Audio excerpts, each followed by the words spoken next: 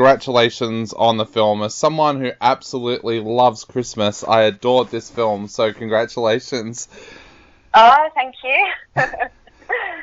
So tell us a little bit about your journey with this film. When did you first become involved with the film itself? I think I became involved with the film probably a few months. Yeah, it was a few months before we started shooting, which was earlier this year.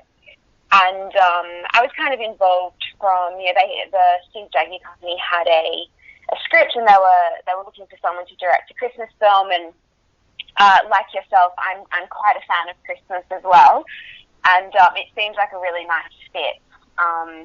So yeah, I sort of came on board at that point, and I was able to work with the script as well, with the writer Claire Harris, and develop that with Steve's company, and we went from there. What was it about the script that first attracted you to the project? Like, what was your thoughts when you first sat down and read the script? Well, I think something that I really, really enjoyed in the story was the relationship between our two protagonists. I think the fact that, it is a Christmas romance, we've all seen a lot of Christmas romances, but I think there's something special in this one in the sense that it's about a couple who are rekindling a relationship rather than starting at something from scratch. Yep. That was something that appealed to me. I'm a bit, I get a bit nostalgic around Christmas time, and I think everyone sort of loves the story of the long-lost love that could have been the high school sweetheart that you never married or saw again. And I think this story really sort of hones in on that, on those nostalgic feelings, and we have a lot of fun with it. And I think that's part of why it does feel so sweet and a very, very good sort of love story to be telling at Christmas time. That story of rekindling love, was that there from the very first draft of the script? Because like you said, it's rare in films that we get to see that. In fact, normally in these kinds of movies, the high school sweetheart would be considered the bad guy who's trying to take the lead away from the new guy in her life. Was that there from the very start? Yeah, it was. It was always part of the story, and then that was just something that I obviously gravitated towards, and a few other people in the team did as well, and so we knew that was something that we wanted to really enhance, and rightly so, make sort of flip it on its head and change it so that James, this acquaintance from her past, actually wasn't the bad guy. He's actually someone that we were falling in love with as well, and really wanted them to sort of end up together. Because I think what's lovely is if you have a story where you've got these people that already have an existing chemistry, you can go deeper into that relationship, and because they have that established relationship, and that's something I think that does come through, particularly with our two wonderful leads, Mercy Cornwall and Geordie Webber. They just did such a beautiful job of that, and I think that their chemistry really plays out really nicely on the screen in the film. Definitely. Now, I wanted to talk to you about what it's like shooting a Christmas film in Australia when you're trying to make it look like Montana. Tell us a little bit about the difficulty of doing that and where you actually ended up shooting. Yes, it was difficult, but obviously not impossible. So we ended up shooting the film in and around Brisbane and the Gold Coast hinterland area. We did end up filming it through the Australian summer, which is quite ironic. And look, I'm not going to beat around the bush. It was challenging for everyone. It was challenging from a very practical point of view, being on set for the whole cast and crew. It was hot. It was sunny. So you've got that practical challenge, but also creatively, for myself and our cinematographer Tony O'Loughlin, our production designer Daniela Rigby, it was a real challenge to basically create an environment on screen that was the antithesis of what we were actually experiencing. And that goes with the costumes as well. having to dress our cast appropriately. Yeah. So it was a challenge, but with a lot of ingenuity and creativity and problem solving, we managed to find a good mix of practical fake snow that we filmed on the day, and then a mix of VFX. So, and it actually worked. It worked really well, and it was a bit of trial and error. We had to contend with, anyone who's done fake snow will know, you've got a few different options, and one of the options is almost this foam-like quality that can look really great, but because it was so hot and so humid, it was sort of late January, early February, it was just evaporating before our eyes, before you could even, capture anything on the camera.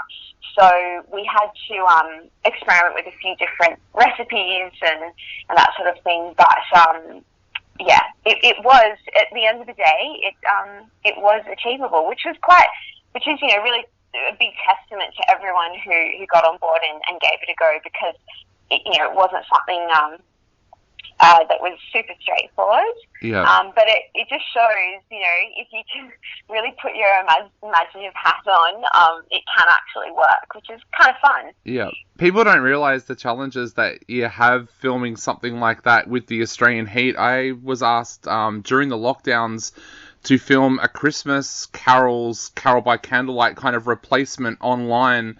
And we came up with the idea of it would be a band coming to a ski chalet, and we decked it all out and everything, but then we didn't stop to think that this poor band were walking around in thick ski jackets in 38-degree heat, while we were filming, and yeah, I don't think they appreciated it very much. Well, that was a big part of it as well, of course. Rhiannon Bannenberg, who did the costumes, having to have a lot of conversations about how do we create the right look for this film, so it's believable that they are in this cold environment, but also consider the practical side, of how many layers are the actors wearing, and what are the fibers that they're wearing, and there's a lot that goes into that. So Steph did a great job of working with the actors and sort of negotiating how we would create that, and with a bit of a lot of problem solving, we did manage to come to a good sort of balance with that. But also, I think the actors were in regards to walking around in a lot of warm clothing, they were really great about it. Yep. And we were always quick to shed some layers when the camera stopped rolling, just to make everyone as comfortable as possible. Talking of the lockdowns and everything like that, somebody said to me the other day that this Christmas is going to feel like a real Christmas, whereas the last couple of Christmases have felt like fake Christmases because of the restrictions and things like that. Do you think that that'll bring a bigger audience for the film as well, because so many people around the world this year will want to embrace that Christmas spirit, and part of that Christmas spirit is watching Christmas films? Yeah, that's so true. I think that is how a lot of people have been feeling, over the last few years, around Australia, around the world. Just so many of us have had a difficult time. We've been separated from family. We haven't been able to celebrate those kind of traditions, and I definitely think this film is a great reflection of what many of us have been yearning for and are really, really looking forward to for this Christmas. So I definitely hope that it's something that people can go and see, and it sort of gives them that cathartic, comforting feeling, and then that they go and hopefully enjoy that sort of spirit with their own families, and are able to rekindle those friendships and relationships, because it's been very, very difficult for a lot of people around the world. So I think it's going to be an interesting time for this film to come out, because when have we ever really had a time in recent history where we would go into a Christmas season with that feeling? It's quite unique. So, it's going to be interesting to see. And as a filmmaker, it must feel really nice that you're going to help bring that Christmas magic to some people as well. Oh, definitely. And as I said before, I do love Christmas. It is it is probably one of the only times that I am able to get together with all of my extended family, and we actually, have that reprieve from work or whatever it is we've been doing. It's a really, really lovely thing to have worked on a project with some great people. That also there were a lot of Christmas fans in the cast and crew, so it was fun to make. We did bring the Christmas cheer, even though it was hot February, and I just hope that everyone enjoys it, and they enjoy it with their families, hopefully all in the same room or in the same cinema theatre, which is very normal now, isn't it? Definitely, yeah. And talking of great people being involved with the film, we have to mention the leads as well, Mercy and Geordie. They are great in this film. Tell us a little bit about what they were like to work with and about that chemistry between them as well, because that's what made this film so special. Yeah, I absolutely loved working with Mercy and Geordie on this. I think you're right. I think they had fantastic chemistry, which was really, really obvious to all of us when we were even auditioning them. I've actually worked with Mercy before on a show we did for Netflix, Dive Club, and she was I already knew she was fantastic, so it was great to work with her again. And I think that, this Christmas romance, we've all seen Christmas romances before. The story is relatively simple, and what I was really looking for with our two leads was, given the story is simple, was a depth and a nuance to their performance that would, elevate and bring some genuine authenticity to the role. And I think that Mercy and Geordie did that beautifully. They're lovely people on and off set, and I think they both had a lot of fun working with each other, and that genuine love for what they were doing and their fondness for each other. I think that's what you see. It's real, what you see on screen, and it's an absolute pleasure working with them both.